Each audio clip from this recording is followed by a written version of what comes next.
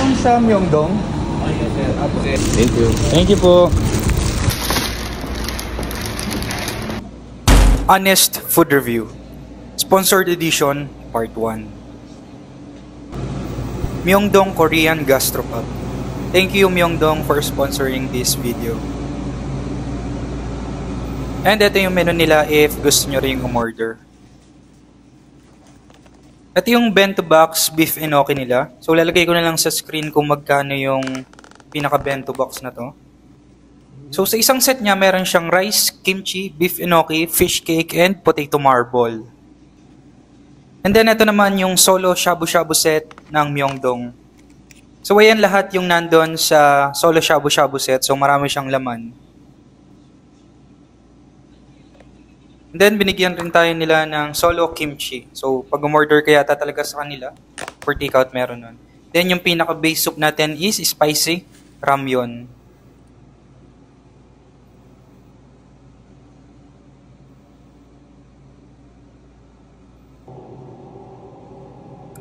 Simulan na ang hatol. Assorted balls, siomai. So itong assorted balls nila is masarap siyang kainin talaga. Malambot, maraming laman. Sausage. Normal na sausage lang yan. Walang kakaiba dyan. Fish cake. So sa lahat naman ng Korean food, fish cake talaga yung pinaka gusto ko. So yung pagkakaluto nito, lalo na pag may sabaw, is okay. Spam. Normal na lasa ng spam. Walang kakaiba. Noodles, sotanghon. Siguro mas okay kung udon yung pinaka noodles na nakalagay dun sa shabu-shabu set. Rice cake. Malambot, chewy. Masarap. Tawag dito sa mga bilog-bilog. Beef. Pare-parehas lang naman siya. Tender yung beef niya dahil dun sa sabaw niya and nagkaroon ng ibang flavor. Enoki mushroom. Masarap yung texture, malambot.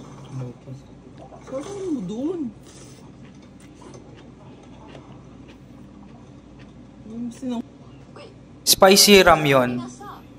10 out of 10 sa akin yung sabaw nila kasi nakuha nila kung ano yung spicy talaga na gusto ko sa isang pagkain. Masarap. Crab stick. Additional texture and flavor siya dun sa pinaka shabu-shabu set. Okay, good.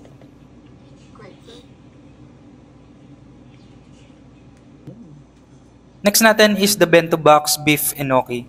Ayoko ng hipon kasi benta. Fish cake. Okay yung lasa sa akin ng fish cake dun sa pinaka bento box. Siguro kulang lang sa tamis.